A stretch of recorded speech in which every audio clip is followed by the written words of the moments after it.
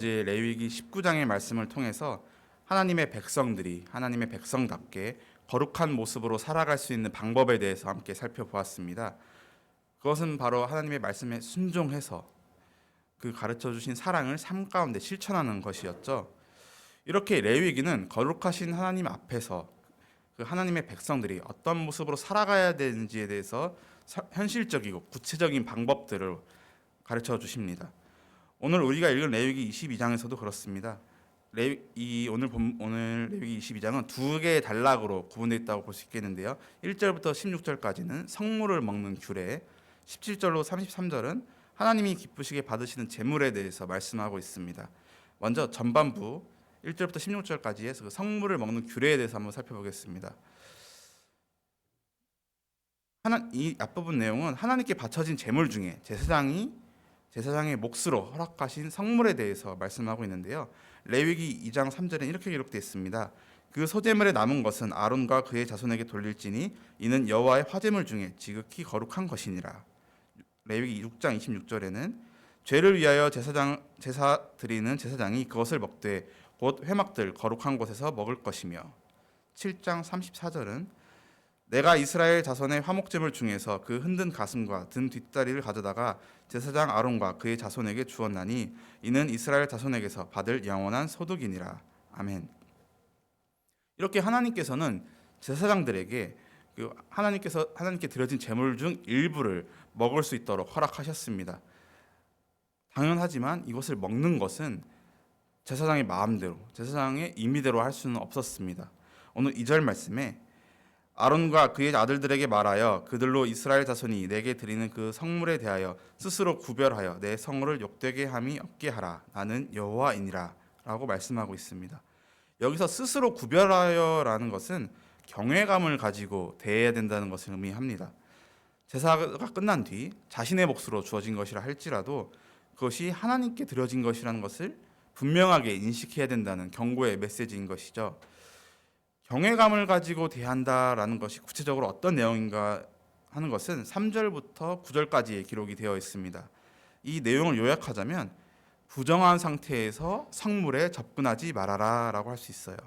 하나님께서는 3절 하반절에서부터 부정한 상태에서 하나님의 성물에 접근하는 자는 여호와 앞에서 끊어지리라고 강력하게 경고하고 계십니다. 따라서 이스라엘의 제사장들은 이 규례를 아주 엄격하게 지켜야 했습니다. 제사장이 악성 피부병이나 유출병에 걸렸을 경우에는 성물을 섭취하는 것이 금지되었고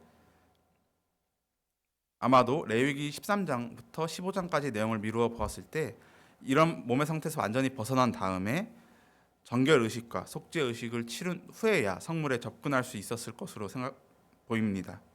또 시체나 부정한 것들과 접촉되었을 경우 저녁까지 부정하다가 몸을 씻은 후에 그 후에야 성물을 먹을 수 있었고 시체나 찢겨 죽은 짐승을 먹는 것은 아예 금지가 되었습니다. 또 성물을 먹을 수 있는 제사장의 가족에 대한 규례도 나와 있는데요. 10절에는 성물을 먹지 못하는 사람들에 대한 내용이 기록되어 있습니다. 여기 일반인으로 번역된 그 히브리어 단어를 생각해 보면 보다 좀 더 바른 해석, 우리의 이해를 돕기 위해서는 이것을 허락되지 않은 자라고 해석하는 것이 좀 더 적절할 것으로 보입니다. 이 10절부터 14절까지는 허락되지 않은 자가 누구인지를 기록하고 있습니다. 그 기준은 좀 명료한 편인데요. 간단히 말씀드려서 제사장의 집에 속한 사람은 먹을 수 있었고 그렇지 않은 사람은 먹을 수가 없었습니다. 하나하나 한번 살펴볼까요? 먼저 제사장의 객이나 품꾼, 이들은 먹을 수가 없었습니다. 당연히 손님은 제사장의 집에 속한 사람이 아니었고 품꾼 역시 그랬습니다. 하지만 제사장이 그의 돈으로 산 사람, 이것은 이제 좀 품꾼하고는 다른 개념인데요. 종을 의미합니다. 제사장의 종과 자녀들은 제사장의 집의 메인자들이었죠. 속한 자들이었기 때문에 성물을 먹을 수가 있었습니다. 출가한 딸의 경우는 성물을 먹을 수가 없었지만 과부가 되거나 이혼하게 돼서 제사장 집안으로 재편입되게 된다면 그때는 성물을 먹을 수가 있었습니다. 이어지는 17절부터는 화목제물에 대한 규례가 나타납니다. 18절 말씀입니다. 아론과 그의 아들들과 이스라엘 온 족속에게 말하여 이르라. 이스라엘 자손이나 그 중에 거류하는 자가 서원 제물이나 자원 제물로 번제와 더불어 여호와께 예물로 드리려거든. 아멘. 앞서 2절에서는 아론과 그의 아들들에게 말하여라고 청중이 정해져 있었습니다. 청중이 제사장들로 한정되어 있었죠. 왜냐하면 그 성물을 먹는 규례에 대한 내용을 다루고 있었기 때문에. 하지만 18절은 아론과 그의 아들들과 이스라엘 온 족속에게 말하여라고 기록되어 있습니다. 왜냐하면 이 17절 이하의 기록들은 이 규례들이 모든 백성들에게 적용되기 때문입니다. 여기 그 17절 위에 보시면 소제목처럼 하나 여호와께서 기쁘게 받으시는 제물이라고 적혀 있죠. 이 부분이 화목 제물에 대한 내용을 다루고 있는데, 화목 제물은 백성들이 그 성물의 섭취에 참여하는 유일한 제사이기 때문에 청중이 이스라엘 온 족속도 포함되고 있는 것을 우리가 살펴볼 수 있습니다. 17절부터 33절까지 그 내용이 쭉 나오고 있는데 반복적으로 나타나는 표현이 하나 있습니다. 반복적으로 나오는 표현이 하나 있는데 그것이 바로 기쁘게 받으심이 되도록 하기 위해라는 표현입니다. 19절 상반절에 기쁘게 받으심이 되도록, 20절 하반절에도 기쁘게 받으심에 대해서 말씀하고 있고, 21절 하반절에도 기쁘게 받으심이 되도록, 23절, 25절, 27절, 29절 계속 반복해서 이 표현이 등장을 합니다. 본문에서 무언가를 계속 반복해서 지속적으로 강조한다는 것은 이것이 중요하다, 이 내용을 집중해서 살펴보라라는 그것을 원하신다는 것을 의미합니다. 오늘 레위기 22장에서 기쁘게 받으심이 되도록이라는 표현은 이스라엘 백성들이 하나님께 드리는 흠없는 제물과 깊은 연관이 있습니다. 하나님께서는 이스라엘 백성들이 제물을 드릴 때, 제사를 드릴 때 흠없는 제물을 드리기를 바라시고 항상 이렇게 강조를 하십니다. 그러면 하나님께서는 왜 흠없는 제물을 기쁘게 받으시는 걸까요? 하나님께서 비싸고 좋은 것을 원하시기 때문에 그러신 걸까요? 이에 대해서 말라기 1장 6절과 7절 말씀이 우리에게 답을 줍니다. 제가 말라기 1장 6절부터 7절 말씀을 다시 읽겠습니다. 내 이름을 멸시하는 제사장들아, 나 만군의 여호와가 너희에게 이르기를 아들은 그 아버지를, 그 종은 그 주인을 공경하나니 내가 아버지일진데 나를 공경함이 어디 있느냐, 내가 주인일진데 나를 두려워함이 어디 있느냐 하나, 너희는 이르기를 우리가 어떻게 주의 이름을 멸시하였나이까 하는도다. 너희가 더러운 떡을 나의 제단에 드리고도 말하기를 우리가 어떻게 주를 더럽게 하였나이까 하는도다. 이는 너희가 여호와의 식탁은 경멸히 여길 것이라 말하기 때문이라. 아멘. 말라기 1장에는 하나님의 이름을 멸시하고 공경하지 않았던 제사장들과 백성들의 죄악이 기록되어 있습니다. 그들은 더러운 떡을 하나님께 드렸습니다. 흠이 있는 제물을 드린 것이죠. 이렇게 흠이 있는 제물을 드렸다는 것은 하나님을 멸시하고 공경하지 않는 그들의 태도를 반영한 것입니다. 따라서 우리는 이 말라기 1장 6절 7절 말씀을 통해서 하나님께서 흠이 없는 제물을 자신에게 바칠 것을 준비할 것을 말씀하신 이유를 알 수 있습니다. 그 이유는 그 제물을 준비하는 백성들의 마음 가운데 하나님을 의지하고 공경하는 마음이 담겨야 한다는 것을 의미합니다. 때문에 레위기 22장에서 하나님이 기쁘시게 받으시는 제물은 단순히 흠이 없는 동물을 가리키는 것이 아니라 그것을 넘어서서 여호와를 경외하는 마음으로 드리는 제물을 의미합니다.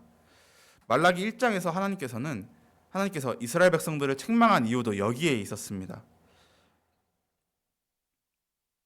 그리고 바울은 로마서 12장 1절에서 이러한 제사의 개념을 우리 삶에 적용하여 말씀하고 있죠.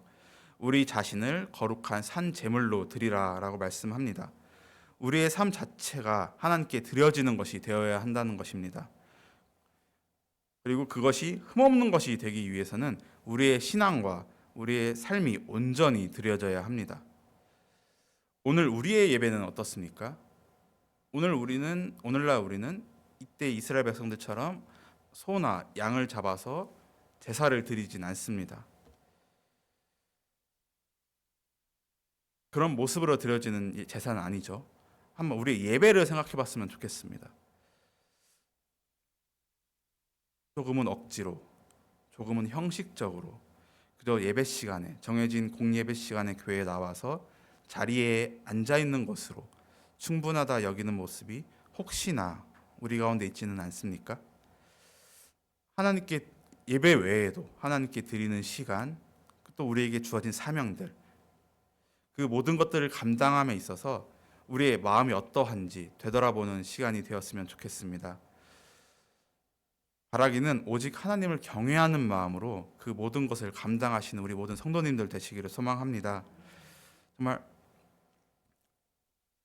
지금 22장에서 레위기 22장에서 계속 반복적으로 등장하는 그 표현처럼 기쁘게 받으심이 되도록 드려지는 예배가 될 수 있길 소망합니다.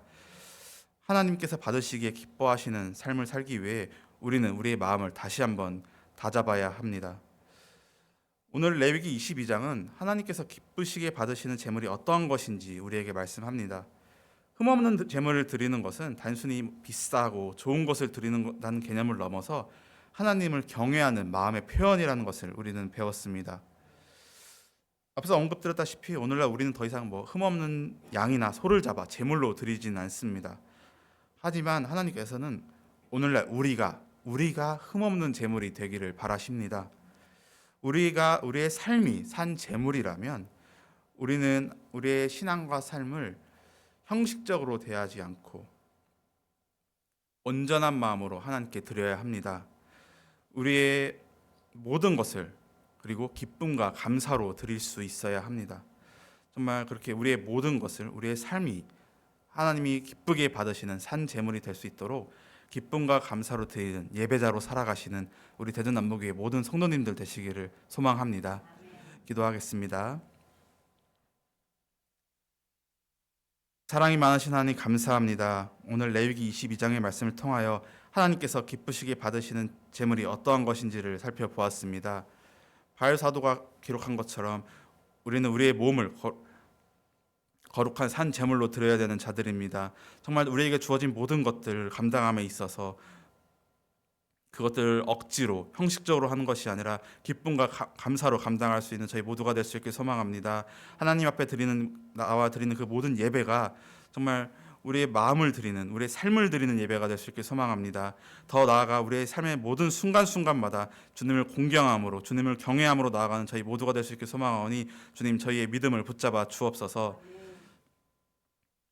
오늘 하루도 정말 주님께 드려지는 하루가 될 수 있게 소망합니다. 우리의 삶을 통하여, 우리의 행동을 통하여 정말 여호와의 선하심이, 하나님의 선하심이 드러나는 하루가 될 수 있게 소망하오니 주님 이 예배 시간에 나와 머리 숙여 기도하는 모든 지체들에게 은혜를 더하사 더욱더 주님만을 사모하고 주님만을 바라볼 수 있는 믿음을 허락하여 주옵소서. 이 모든 것 살아계신 주 예수 그리스도 이름으로 기도드립니다. 아멘.